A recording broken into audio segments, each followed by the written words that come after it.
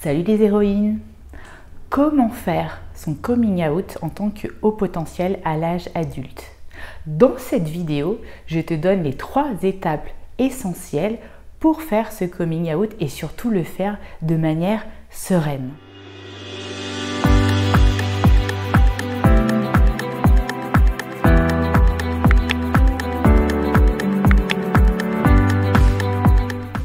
Pour ceux qui ne me connaissent pas encore, je suis Sandrine Larive, je suis ton hypnocoach, experte en profil atypique, haut potentiel, multipotentiel, hypersensible et j'accompagne mes clientes pour bien vivre et mieux vivre les différentes étapes d'intégration du haut potentiel.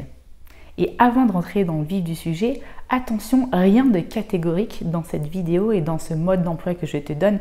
Tout est toujours à ajuster en fonction de ton vécu personnel. Ici, je te donne juste des pistes de réflexion en fonction de mon expérience personnelle et du vécu de mes clientes. Et attention, pour un enfant, il pourrait y avoir beaucoup d'autres répercussions. Là, je te donne le mode d'emploi du coming out pour un adulte à haut potentiel. Donc ce qu'il y a à retenir, c'est que chaque cas est unique et mérite une réflexion individuelle sur mesure. C'est pour ça que je te propose aussi de t'accompagner dans cette réflexion et tu peux répondre en dessous de la vidéo à un questionnaire sondage pour avoir un bilan personnalisé. N'hésite pas à me contacter et je te répondrai avec plaisir. Quand en parler? À qui en parler? Comment en parler? Ce sont les 3 étapes essentielles que je vais te partager aujourd'hui et qui sont des questions récurrentes chez mes clientes au potentiel. Quand en parler? Eh bien tout simplement quand c'est le bon moment pour toi. Après cette découverte de ton potentiel, souvent tu as passé une longue phase d'introspection et là ça peut être le bon moment pour toi.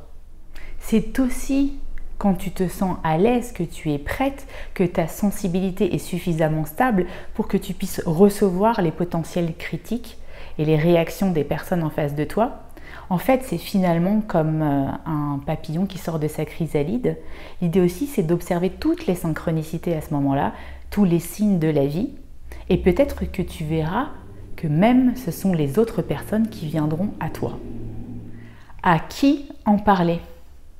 En fait, les attentes, par exemple de ton père ou de ta mère par rapport à ce sujet, peuvent être complètement différentes du reste de la famille et même de ton conjoint et encore plus de personnes qui sont éloignées de la famille, comme par exemple un collègue. Alors c'est d'autant plus important d'adapter ton discours à ton environnement et ton auditoire. 4 types d'approches dans la façon d'aborder ce coming out. Certaines personnes vont crier cette nouvelle fracassante sur tous les toits.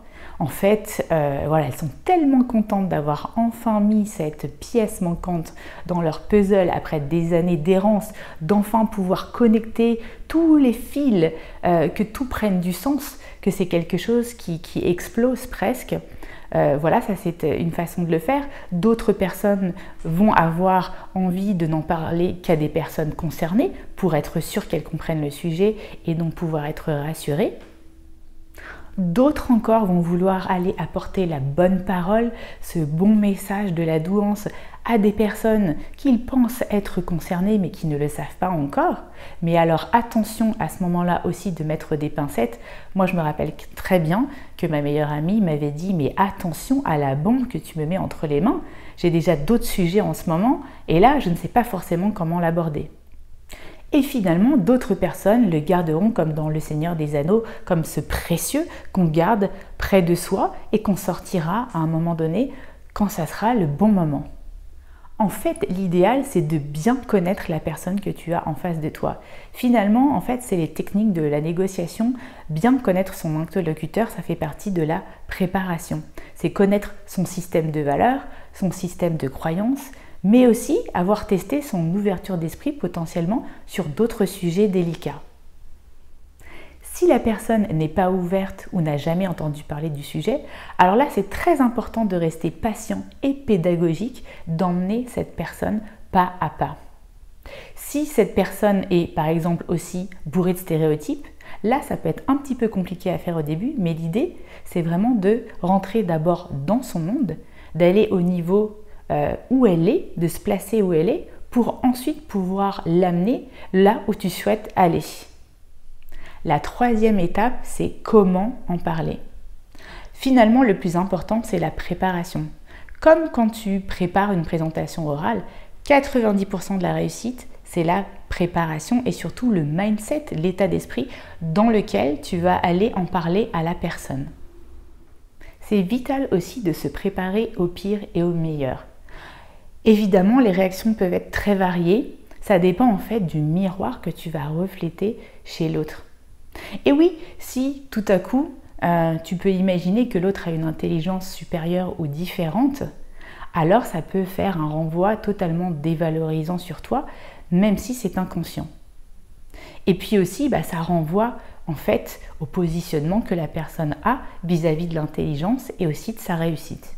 Se préparer au pire et au meilleur, c'est aussi se préparer aux attaques ou, ce que je pourrais dire, c'est plutôt à ce que tu penses être une attaque.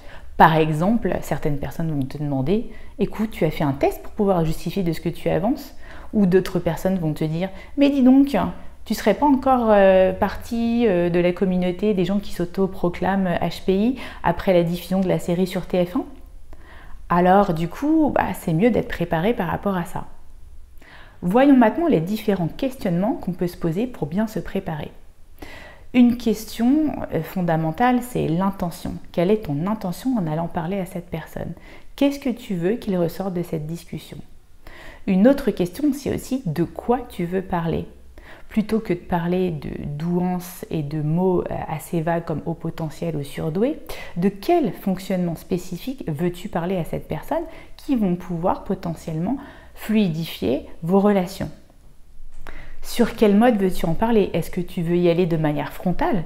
Ou alors est-ce que tu veux y aller de manière indirecte? Par exemple en commençant à aborder la personne avec des questions. Tiens, c'est marrant, est-ce que tu as vu la série HPI avec Morgane Alvaro l'autre fois? Tiens, qu'est-ce que tu en penses? C'est une manière de pouvoir ajuster le discours ensuite et de te rassurer. Une fois que ton intention est posée et donc que le mode que tu veux utiliser pour approcher la personne est clair, je te recommande de complètement lâcher sur tes attentes par rapport à la discussion. Et oui, la femme surdouée est souvent déçue car elle a des standards d'exigence très très hauts par rapport à ce qu'elle attend des autres. Donc lâcher sur les attentes permettra d'être moins déçue au final. Et finalement, pour se préparer, c'est bien d'être aussi préparé à la répétition. En tant qu'HPI, on n'aime pas trop souvent se répéter parce qu'au bout d'un moment, on s'ennuie. Donc là, l'idée, c'est de se dire, tiens, comment je peux toujours revoir cette histoire que je raconte d'une manière un petit peu différente pour ne pas m'ennuyer dans les détails. Et puis une dernière astuce aussi, c'est peut-être avant d'en parler à la personne, c'est de te raconter sur le papier. Parfois, écrire, c'est thérapeutique et ça permet aussi de te préparer au mieux. Raconter son histoire, c'est aussi faire attention au langage qu'on emploie et aux mots qu'on utilise. Le mot surdoué fait encore beaucoup peur, même si on en parle beaucoup plus souvent. Il peut paraître arrogant, parfois supérieur. Et imagine arriver auprès de quelqu'un aujourd'hui et lui dire « Hey, salut, je suis surdoué » et puis t'en aller comme ça, c'est le meilleur moyen de faire fuir cette personne.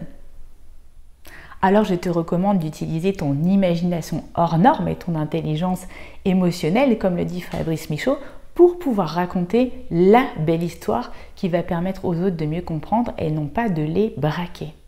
Et surtout en milieu professionnel, qui fera l'objet d'une de mes prochaines vidéos, c'est très important de ne pas parler de ta douance ou de ton haut potentiel sans rien dire d'autre, mais de parler de tes fonctionnements atypiques, ce qui va permettre par exemple au recruteur ou à ton manager de mieux te comprendre et donc de mieux répondre à tes besoins.